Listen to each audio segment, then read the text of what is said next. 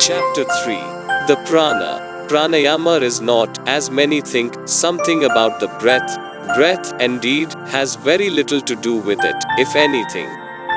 Breathing is only one of the many exercises through which we get to the real pranayama. Pranayama means the control of prana. According to the philosophers of India, the whole universe is composed of two materials, one of which they call Akash.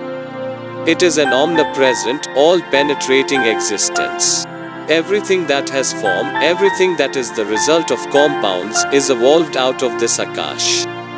It is the Akash that becomes the air, that becomes the liquids, that becomes the solids. It is the Akash that becomes the plants, every form that we see, everything that can be sensed, everything that exists. It cannot be perceived. It is so subtle that it is beyond all ordinary perception. It can only be seen when it has become gross, has taken form. At the beginning of creation, there is only this Akash. At the end of the cycle, the solids, the liquids, and the gases all melt into the Akash again, and the next creation similarly proceeds out of this Akash. By what power is this Akash manifested into this universe? By the power of prana. Just as Akash is the infinite omnipresent material of this universe, so is this prana the infinite, omnipresent manifesting power of this universe. At the beginning and the end of a cycle, everything becomes Akash, and all the forces that are in the universe resolve back into the prana. In the next cycle, out of this prana is evolved everything that we call energy, everything that we call force. It is the prana that is manifesting as motion. It is the prana that is manifesting as gravitation, as magnetism. It is the prana that is manifesting as the actions of the body, as the nerve currents, as thought force. From thought, down to the lowest physical force, everything is but the manifestation of prana. The sum total of all forces in the universe, mental or physical, when resolved back into its original state, is called prana. When there was neither ought nor not, when darkness was covering darkness, what existed then? That Akash existed without motion. The physical motion of the prana was stopped, but it existed all the same. All the energies that are now displayed in the universe we know, by modern science, are unchangeable. The sum total of the energies in the universe remains the same throughout, only, at the end of a cycle, these energies quiet down, become potential, and, at the beginning of the next cycle, they start up, strike upon the Akash, and out of the Akash evolve into various forms, and, as the Akash changes, this prana changes also into all these manifestations of energy. The knowledge and control of this prana are really what is meant by pranayama. This opens to us the door to almost unlimited power. Suppose, for instance, one understood the prana perfectly and could control it. What power on earth could there be that would not be his? He would be able to move the sun and stars out of their places, to control everything in the universe, from the atoms to the biggest suns, because he would control the prana. This is the end and aim of pranayama. When the yogi becomes perfect, there will be nothing in nature not under his control. If he orders the gods to come, they will come at his bidding. If he asks the departed to come, they will come at his bidding. All the forces of nature will obey him as his slaves, and when the ignorant see these powers of the yogi, they call them miracles. One peculiarity of the Hindu mind is that it always inquires for the last possible generalization, leaving the details to be worked out afterwards. The question is raised in the Vedas, what is that, knowing which we shall know everything? Thus, all books and all philosophies that have been written have been only to prove that by knowing which everything is known. If a man wants to know this universe bit by bit, he must know every individual grain of sand, and that means infinite time for him. He cannot know all of them. Then how can knowledge be? How is it possible for a man to be all-knowing through particulars? The yogis say that behind this particular manifestation there is a generalization. Behind all particular ideas stands a generalized, abstract principle. Grasp it, and you have grasped everything. Just as this whole universe has been generalized in the Vedas into that one absolute existence. He who has grasped that existence has grasped the whole universe. So all forces have been generalized into this prana, and he who has grasped the prana has grasped all the forces of the universe, mental or physical. He who has controlled the prana has controlled his mind and all the minds that exist. He who has controlled the prana has controlled his body and all the bodies that exist, because the prana is the generalized manifestation of force. How to control the prana is the one idea of pranayama. All these training and exercises are for that one end, and each man must begin where he stands, must learn how to control the things that are nearest to him. This body is the nearest thing to us, nearer than anything in the universe, and this mind is the nearest of all. The prana which is working this mind and body is the nearest to us of all the prana in the universe. This little wave of the prana which represents our energies, mental and physical, is the nearest wave to us of all that infinite ocean of prana, and if we can succeed in controlling that little wave, then alone we can hope to control the whole of prana. Perfection is to be gained by the yogi who has done this, and no power is anymore his master. He has become almost almighty, almost all-knowing. We see sects in every country that have attempted this control of prana. In this country, there are mind healers, faith healers, spiritualists, Christian scientists, hypnotists, etc. And if we analyze these different groups, we shall find that the background of each is this control of the prana, whether they know it or now. If you boil all their theories down, the residuum will be the same. It is the one and same force they are manipulating, only unknowingly. They have stumbled on the discovery of a force and do not know its nature, but they are unconsciously using the same powers which the yogi uses and which come from prana. This prana is the vital force in every being, and the finest and highest action of prana is thought. This thought, again, as we see, is not all. There is also a sort of thought which we call instinct or unconscious thought, the lowest plane of action. If a mosquito stings us without thinking, our hand will strike it, automatically, instinctively. This is one expression of thought. All reflex actions of the body belong to this plane of thought. There is then a still higher plane of thought, the conscious.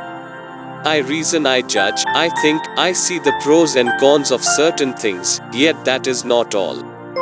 We know that reason is limited. There is only a certain extent to which reason can go, beyond that, it cannot reach. The circle within which it runs is very, very limited indeed. Yet, at the same time, we find facts rush into this circle. Like the coming of comets, certain things are coming into this circle, and it is certain they come from outside the limit, although our reason cannot go beyond. The causes of the phenomena protruding themselves in this small limit are outside of this limit. The reason and the intellect cannot reach them, but, says the yogi, that is not all. The mind can exist on a still higher plane, the superconscious. When the mind has attained to the state which is called samadhi, perfect concentration, superconsciousness, it goes beyond the limits of reason and comes face to face with facts that no instinct or reason can ever know. All these manipulations of subtle forces of the body, the different manifestations of prana, if trained, give a push to the mind, and the mind goes up higher and becomes superconscious, and from that plane, it acts. In this universe, there is one continuous mass on every plane of existence. Physically, this universe is one. There is no difference between the sun and you. The scientist will tell you it is only fiction to say the contrary. There is no real difference between the table and me. The table is one point in the mass of matter, and I another point. Each form represents, as it were, one whirlpool in the infinite ocean of matter, and these are not constant. Just as in a rushing stream, there may be millions of whirlpools and the water in each of these whirlpools is fresh every moment, turning round and round for a few seconds, and then passing out at the other end, so this whole universe is one constantly changing mass of matter, in which we are little whirlpools.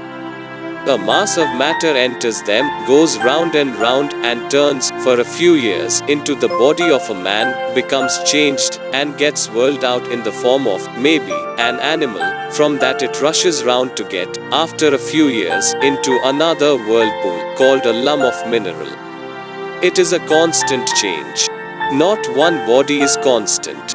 There is no such thing as my body or your body, except in words.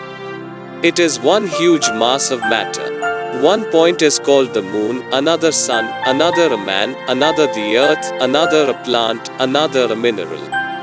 Not one is constant, but everything is changing, matter eternally concreting and disintegrating. So it is with the mind. The matter is represented by the ether. When the action of prana is most subtle, this very ether, in the finer state of vibration, will represent the mind, and there it will be still one unbroken mass. If you can get to simply that subtle vibration, you will see and feel that the whole universe is composed of these subtle vibrations. Sometimes certain drugs have the power to take us, as it were, through our senses and bring us to that condition. Many of you may remember the celebrated experiment of Sir Humphrey Davy, when the laughing gas overpowered him, and during the lecture, he remained motionless, stupefied, and, after that, he said that the whole universe was made up of ideas. For the time being, as it were, the gross vibrations had ceased, and only the subtle vibrations, which he called the mind, were present to him. He could only see the subtle vibrations around him. Everything had become thought. The whole universe was an ocean of thought. He and everyone else had become little thought whirlpools. Thus, even in the universe of thought, we find this unity, and at last, when we get to the self, we know that that self can only be one. Beyond motion, there is but one. Even in manifest motion, there is only unity. These facts can no more be denied, as modern science has demonstrated them. Modern physics also has demonstrated that the sum total of the energies is the same throughout. It has also been proved that this total of energy exists in two forms. It becomes potential, toned down and calmed, and next, it comes out manifested as all these various forces. Again it goes back to the quiet state, and again it manifests. Thus it goes on evolving and evolving through eternity. The control of this prana, as before stated, is what is called pranayama. This pranayama has very little to do with breathing, except as exercise. The most obvious manifestation of this prana in the human body is the motion of the lungs. If that stops, the body will stop. All the other manifestations of force in the body will immediately stop if this is stopped. Some persons can train themselves in such a manner that the body will live on, even when this motion has stopped. Some persons can bury themselves for months and yet live without breathing. But, for all ordinary persons, this is the principal gross motion in the body. To reach the more subtle, we must take the help of the grosser, and so, slowly travel towards the most subtle, until we gain our point. The most obvious of all motions in the body is the motion of the lungs, the flywheel which is setting all the other forces in motion. Pranayama really means controlling this motion of the lungs, and this motion is associated with the breath. Not that breath is producing it, on the contrary, it is producing breath. This motion draws the air by pump action. The prana is moving the lungs, and that motion of the lungs draws in the air. So pranayama is not breathing, but controlling that muscular power which moves the lungs, and that muscular power which is going out through the nerves to the muscles, from them to the lungs, making them move in a certain manner, in the prana, which we have to control in the practice of pranayama. When this prana has become controlled, then we shall immediately find that all the other actions of the prana in the body will slowly come under control. I myself have seen men who have controlled almost every muscle of the body, and why not? If I have control over certain muscles, why not over every muscle and nerve of the body? What impossibility is there? At present, the control is lost and the motion has become automatic. We cannot move the ears at will, but we know that animals can. We have not that power because we do not exercise it. This what is called atavism. Again, we know that motion that has become the latest can be brought back to manifestation. By hard work and practice, certain motions of the body which are most dormant can be brought back under perfect control. Reasoning in that way, we find there is no impossibility, but, on the other hand, every probability that each part of the body can be brought under perfect control. This the yogi does through pranayama. Perhaps some of you have read in these books that in pranayama, when drawing in the breath, you must fill your whole body with prana. In the English translation, prana is given as breath, and you are inclined to ask how that is to be done. The fault is with the translator. Every part of the body can be filled with prana, this vital force, and when you can do that, you can control the whole body. All the sickness and misery felt in the body will be perfectly controlled, and, not only so, you will be able to control another's body. Everything is infectious in this world, good or bad. If your body is in a certain state of tension, it will tend to produce the same tension in others. If you are strong and healthy, those who live near you will also tend to become strong and healthy, but those around you will tend to become the same if you are sick and weak. This vibration will be, as it were, conveyed to another body. In the case of one man trying to heal another, the first idea is simply transferring his own health to the other. This is the primitive sort of healing. Consciously or unconsciously, health can be transmitted. The very strong man, living with the weak man, will make him a little stronger, whether he knows it or not. When consciously done, it becomes quicker and better in its action.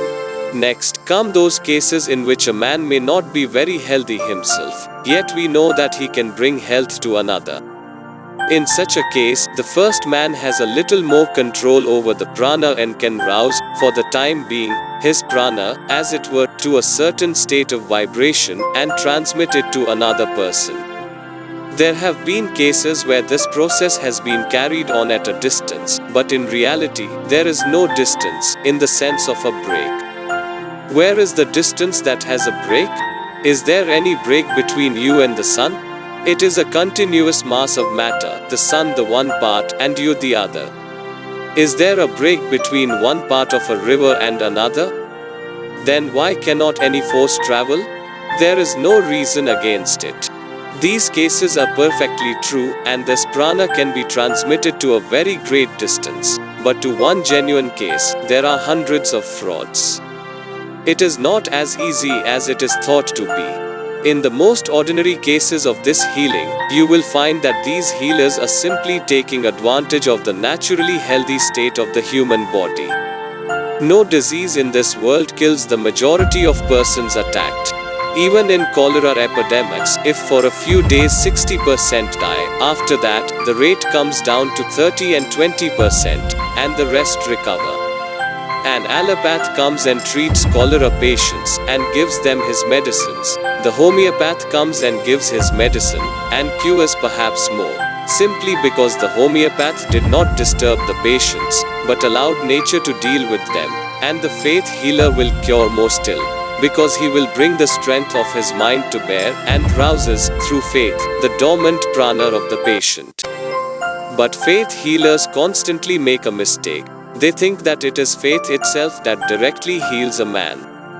It alone will not cover all the ground. There are diseases where the worst symptoms are that the patient never thinks that he has the disease. That tremendous faith of the patient is itself one symptom of the disease and usually indicates that he will die quickly. In such cases, the principle that faith cures do not apply. If it were a faith that cured in all these cases, these patients would be cured. It is by this prana that real curing comes. The pure man, who has controlled this prana, has the power of bringing it into a certain state of vibration, which can be conveyed to others, arousing in them a similar vibration. You see that in everyday actions.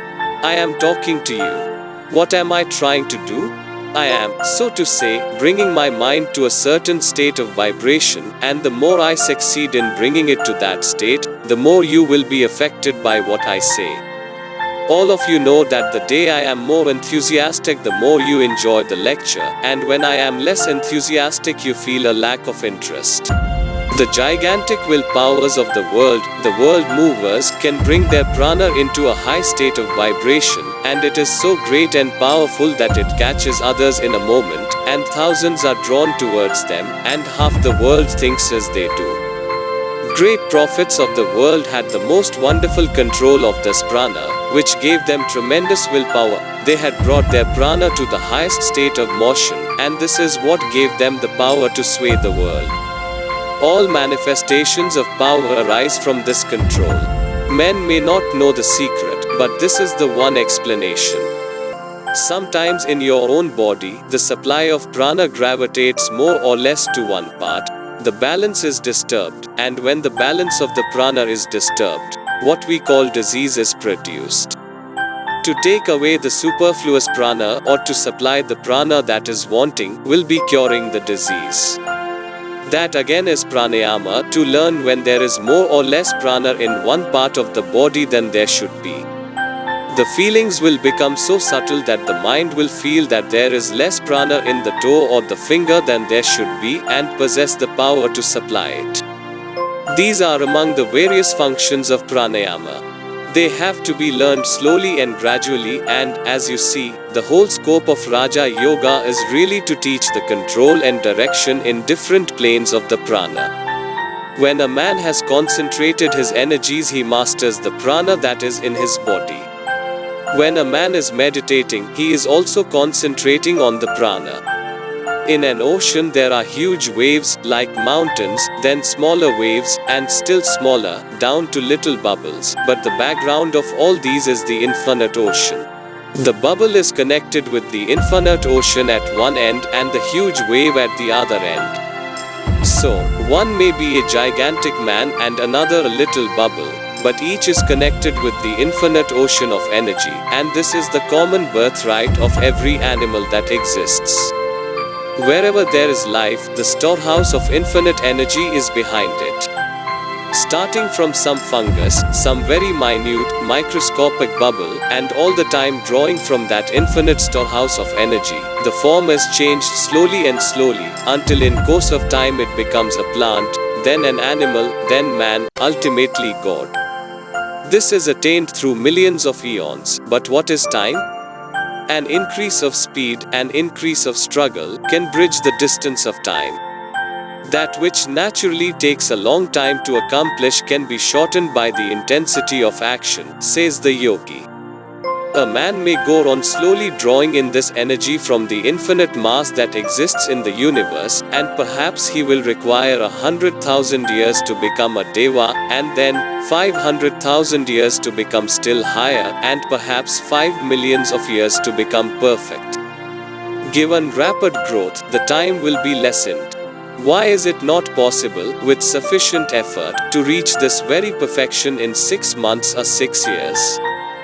There is no limit. Reason shows that if an engine with a certain amount of coal runs at 2 miles an hour, add more coal and it will run in a quicker time. Similarly, why shall not the soul, by intensifying its action, attain that goal in this very life? All being well, at last attain to that perfection we know. But who cares to wait all those millions of eons?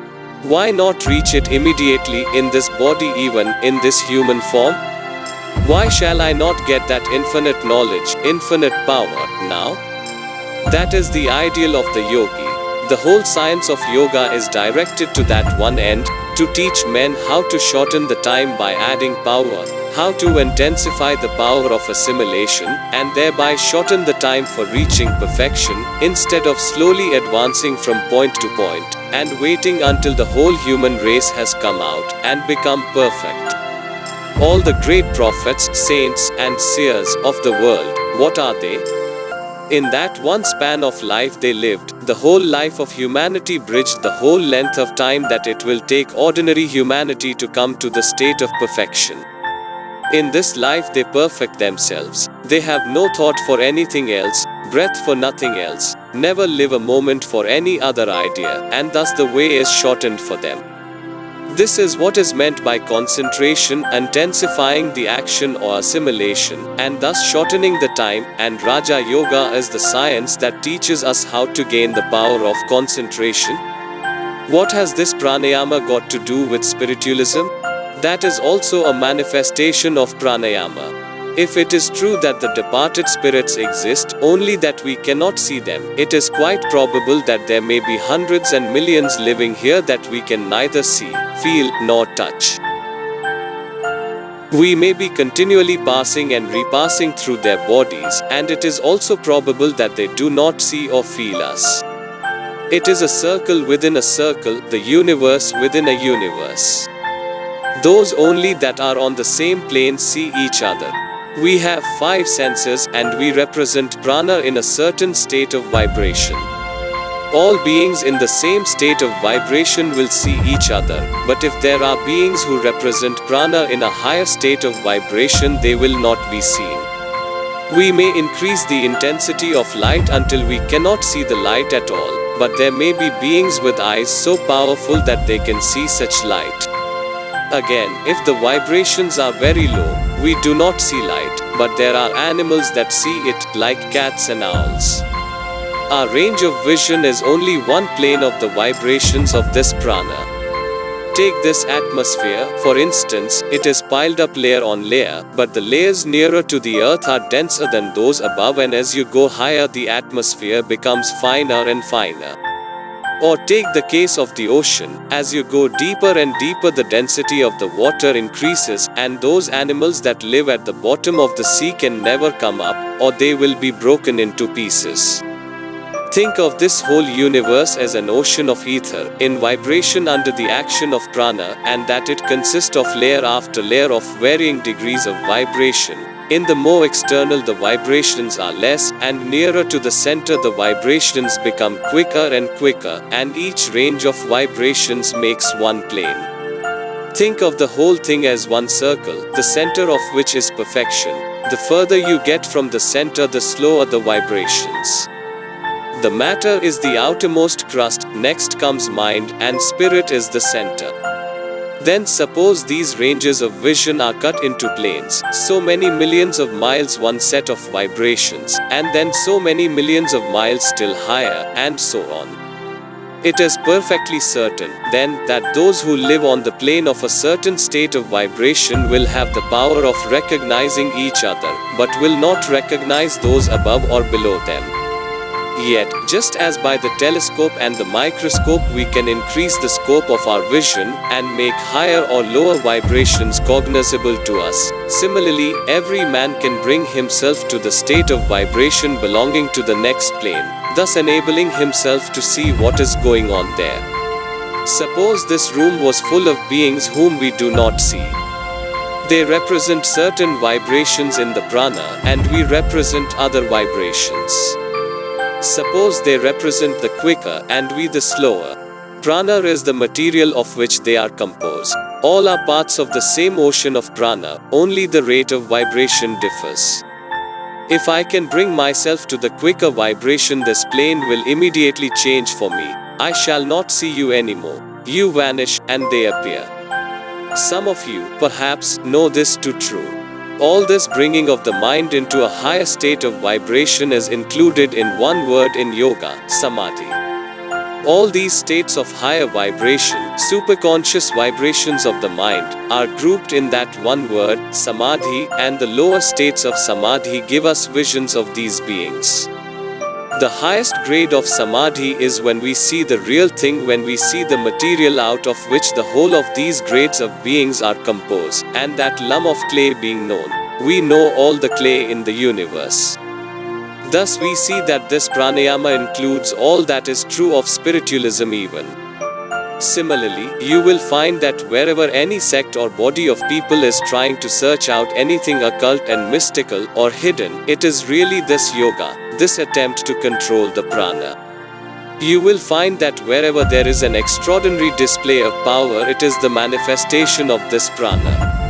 Even the physical sciences can be included also in pranayama. What moves the steam engine? Prana acting through the steam. What are all these phenomena of electricity and so forth but prana? What is physical science? Pranayama by external means. Prana, manifesting itself as mental power, can only be controlled by mental means.